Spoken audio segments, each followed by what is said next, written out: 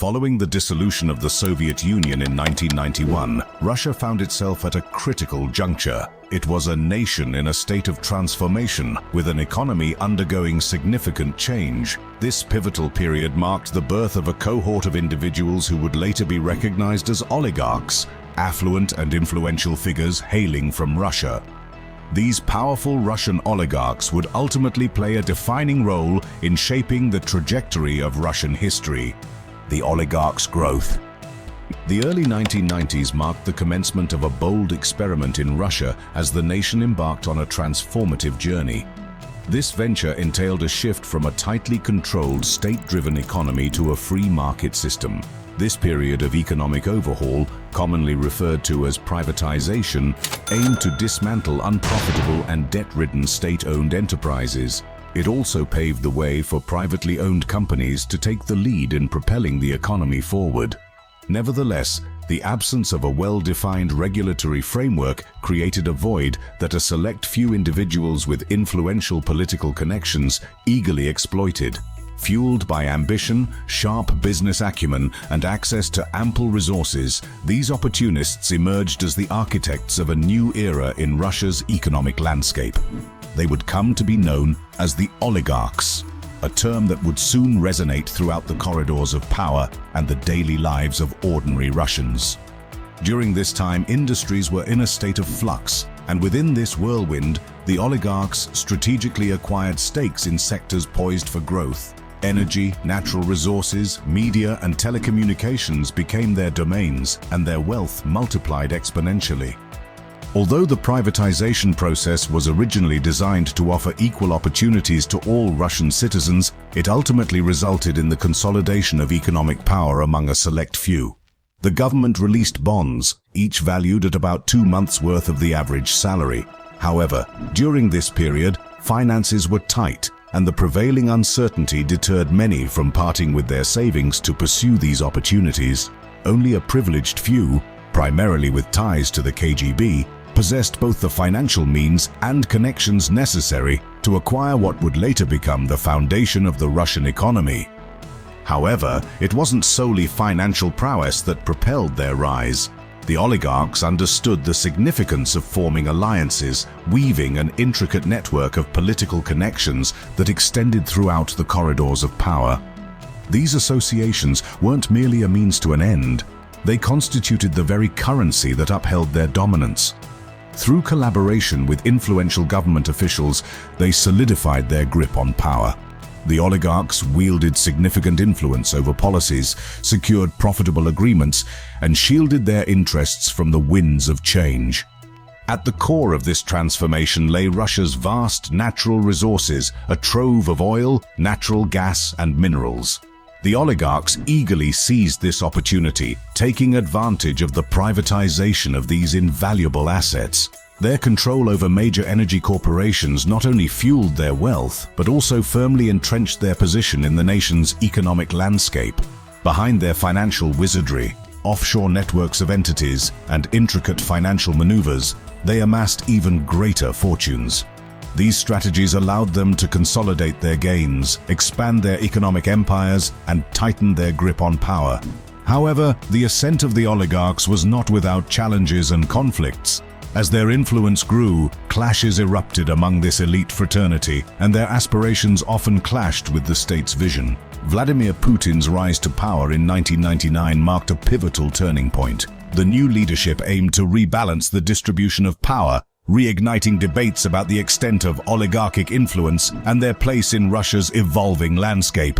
Putin and the oligarchs. Many of the oligarchs had supported Boris Yeltsin during his second term as president, allowing them to maintain a secure grip on the country's monopolization. However, during this period, Vladimir Putin was steadily gaining popularity, and many foresaw his ascent to power. Consequently, a significant number of oligarchs threw their weight behind his presidential campaign in 1999, albeit unaware of the impending changes. Putin's arrival marked a turning point that signaled a period of recalibration, confrontation, and a power struggle that would significantly influence Russia's future. The oligarchs, who had wielded substantial influence through their political connections and economic dominance, suddenly found themselves facing a formidable adversary. Putin, acutely aware of the concentration of power among this elite group, embarked on a mission to reassert the state's authority and regain control over key industries. The clashes between Putin and the oligarchs symbolized a battle for supremacy. Putin's administration initiated legal challenges, anti-corruption investigations, and applied pressure tactics aimed at compelling the oligarchs to divest their assets or cede control. The legal landscape became a battleground as the state aimed to weaken the oligarchs' political influence and their financial stranglehold. Nevertheless, the oligarchs were determined not to surrender without a fight. They harnessed their substantial resources and strategic acumen in defense of their hard-earned empires. Utilizing legal countermeasures, political maneuvering, and media campaigns, they shielded their acquisitions and endeavored to sway public opinion. As the ongoing power struggle unfolded between Putin and the oligarchs, a new player entered the fray: the rise of the Siloviki. This group consisted of individuals with backgrounds in security and law enforcement, united by their allegiance to Putin. Emerging from the depths of Russia's security apparatus, they embodied a unique brand of authority and unwavering loyalty. The Siloviki, often characterized by their strong-handed approach and dedication to the state's interests, began to assume an increasingly prominent role. This represented a significant shift in the power dynamics. While the oligarchs had thrived on their economic and political connections, the Siloviki wielded a different form of power grounded in security control and unwavering allegiance to Putin's vision. The term Siloviki derives from the Russian word silovik, meaning a person of power or force. This name reflects their origins within security and law enforcement agencies, underscoring their affiliation with strength, control, and unwavering loyalty to the state and its leadership. The Siloviki comprised individuals from agencies such as military intelligence services, the police, and other security branches, imbuing them with a strong sense of discipline and a pragmatic governance approach. Collectively, the Siloviki embodied a potent fusion of political influence and security expertise, frequently prioritizing stability and control, which made them a formidable force within Russia's political landscape. Prominent figures within the Siloviki ranks, such as Igor Sechin, the chairman of Rosneft and a close confidant of President Putin, stood out. Sechin's KGB background and extensive connections positioned him as a key architect of Russia's energy sector and a central player in the nation's power dynamics. Another notable Silovik was Dmitry Medvedev, who is more recently recognized for his occasional nuclear strike threats toward Europe and the US. He served as Russia's president from 2008 to 2012 and later as prime minister. Medvedev's association with Putin dated back to their time together in St. Petersburg, and his various government roles underscored the interconnected relationships between the Siloviki and the political elite. The Siloviki's unwavering loyalty to Putin and his vision was of paramount importance. Those who aligned with his policies and displayed steadfast commitment to his leadership often advanced within the hierarchy of power. However, disappointing Putin or falling out of favor could result in swift and significant consequences. Individuals who failed to meet the president's expectations or challenged his authority often experienced reduced influence, reassignments, or even legal challenges. Since the onset of the Ukraine conflict, the repercussions became even more severe, with Siloviki who disappointed Putin sometimes meeting tragic ends, as instances of them taking flights out of windows became grimly common. This method of eliminating unwanted Siloviki became so widely discussed that the internet was flooded with memes and jokes about Russian oligarchs learning to fly. Even before the war, the Siloviki were not immune to internal rivalries and power struggles. Those displaying weakness were frequently removed one way or another. Those who did not resist often faced asset confiscation and abandonment, while those who resisted often ended up in prison or faced even worse fates. The rise of the Siloviki marked a shift towards a more centralized and security-focused form of governance. Their influence complemented Putin's leadership style, which prioritized stability, control, and a pragmatic approach to national governance. During this period, the old-school oligarchs faced a challenging decision: align with or oppose Putin amid Russia's political theater in Russia. Vladimir Putin's presidency paints a vivid picture of the consequences, both perilous and rewarding, that awaited those who dared to challenge or align with the Kremlin's authority. One of the most notable instances of opposition to Putin's rule was exemplified by Mikhail Khodorkovsky. At one time, he held significant influence in the Russian oil industry and openly contested Putin's political direction, even providing funding to opposition parties. However, his dissent met with a swift and unwavering response. In 2003, Khodorkovsky was apprehended and his oil company, Yukos, was dismantled through legal maneuvers, resulting in his imprisonment for a decade. This served as a stark reminder that crossing Putin's path came with severe consequences. On the other side of Putin's equation was Boris Berezovsky, a former oligarch and media magnate who had once been a political kingmaker. However, his increasing opposition to Putin led to his self-imposed exile in the United Kingdom. His efforts to rally opposition forces from abroad achieved limited success, and his mysterious death in 2013 underscored the high stakes associated with political dissent. Alexei Navalny, a prominent anti-corruption activist and opposition figure, has faced repeated arrests, threats, and even an assassination attempt believed to have been orchestrated by Russian security services. Navalny's unwavering commitment to exposing corruption and his outspoken criticism of the Kremlin have made him a symbol of resistance, but have also made him a target of the authorities. The case of Alexander Litvinenko serves as a chilling example of the lengths to which the Kremlin might go to silence dissenters. Litvinenko, a former KGB officer turned vocal critic of Putin's government, was poisoned with a lethal dose of radioactive polonium in London in 2006. This incident sparked an international outcry and cast a dark shadow over the tactics employed against opponents. On the flip side of the spectrum, oligarchs who aligned themselves with Putin often found themselves in advantageous positions. Roman Abramovich, a billionaire with strong ties to Putin, successfully maintained and expanded his business interests, particularly in the energy sector. His loyalty to the Kremlin was rewarded with influence and protection. Similarly, Mikhail Prokhorov and Alisher Usmanov, both oligarchs closely connected to the Russian government, saw their fortunes rise during Putin's presidency. Prokhorov's involvement in politics, including running for president as an independent candidate, did not impede his success. Meanwhile, Usmanov's various ventures continued to thrive. Viktor Vekselberg, another oligarch with an amicable relationship with the Kremlin, was able to expand his business empire and become a prominent figure in Russia's business landscape. Those who chose to align with Putin indeed found themselves leading opulent lifestyles. Oligarchs living. Roman Abramovich, often recognized for his ownership of Chelsea Football Club, epitomized the opulent lifestyle enjoyed by many oligarchs. His grand yachts, luxurious estates, and high-end art collections showcased his immense wealth. As a close confidant of Putin, Abramovich successfully merged his business endeavors with political affiliations, solidifying his status as a key player in both spheres. Abramovich's opulence extended to the azure waters where his fleet of luxurious yachts transformed into floating palaces of extravagance. Among his notable vessels was the Eclipse, a yacht that held the title of one of the largest and most opulent private yachts globally. It boasted features like multiple swimming pools, a dedicated disco hall, and even a missile defense system, embodying Abramovich's penchant for pushing the boundaries of luxury on the high seas. His private jets, such as the customized Boeing 767, allowed him to seamlessly transition from the waves to the skies while maintaining an aura of exclusivity and grandeur.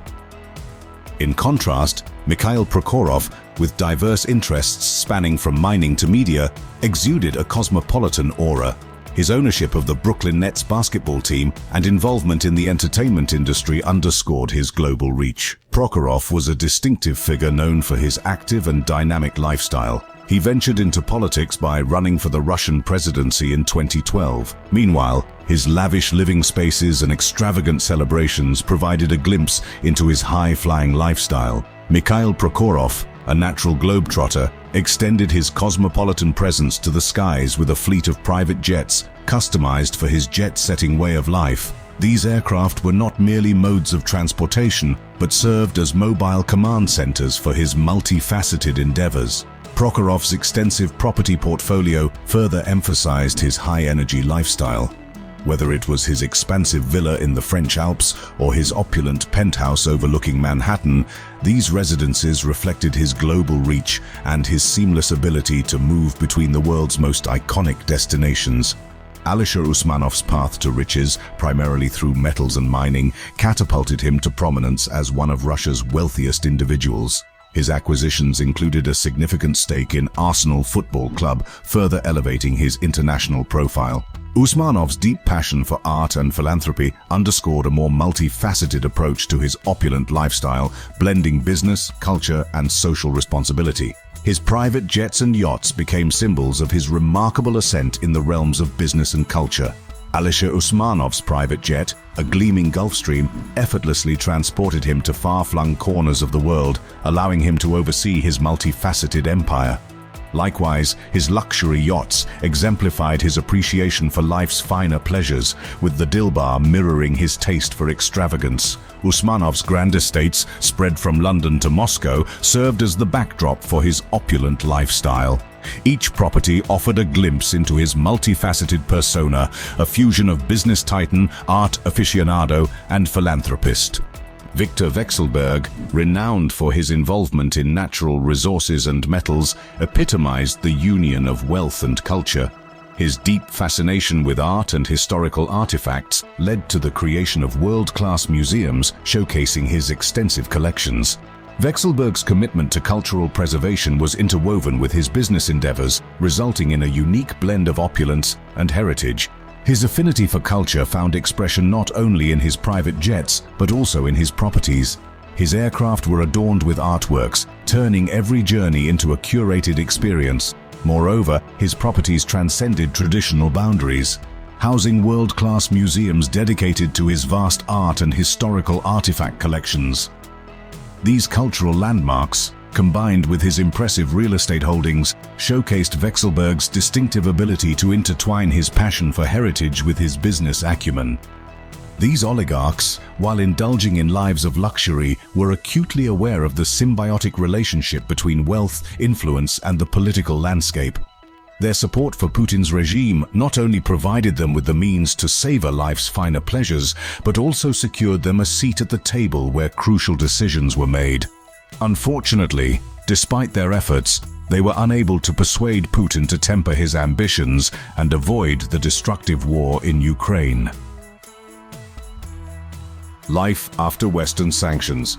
After the Western sanctions, amidst the turbulent geopolitical landscape characterized by Putin's aggression towards Ukraine and the subsequent imposition of Western sanctions, the lives of Russian oligarchs who had aligned themselves with Putin's authority underwent a profound transformation. The opulent existence they had carefully crafted now confronted unprecedented challenges that reshaped their influence and altered their extravagant lifestyles.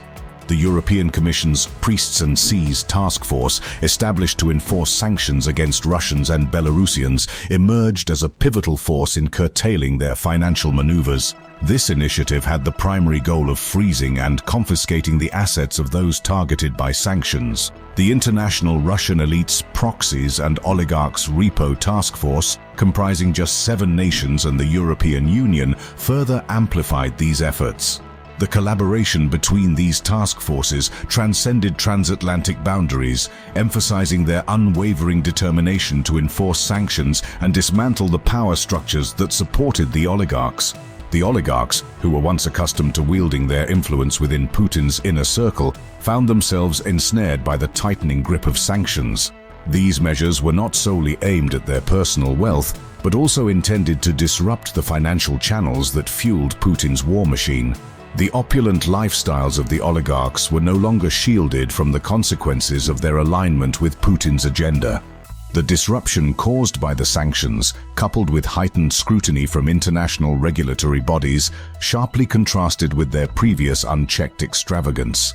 This shift in their circumstances underscored the limitations of their power and the challenges of maintaining their status quo in the face of a rapidly changing geopolitical landscape. The oligarchs' attempts to navigate this new reality revealed a complex interplay of interests. Some, like Mikhail Friedman, actively lobbied for the lifting of sanctions, engaging with opposition figures and seeking compromise. However, the effectiveness of such efforts remained questionable, as the sanctions inadvertently exposed the oligarchs' precarious position within the global financial framework. While the grandeur of the oligarchs may have been momentarily disrupted, a broader question loomed. Could individuals who had amassed immense wealth through their ties to the Russian government genuinely alter the trajectory of Putin's regime? The constraints of the sanctions, coupled with their intricate entanglement in the power structures of Putin's Russia, rendered their influence more ambiguous than ever before. As we contemplate how many more sanctions it might take for Russian oligarchs to take a stand against Vladimir Putin, one thing remains certain. The Russian president won't yield easily, especially considering his formidable protective forces.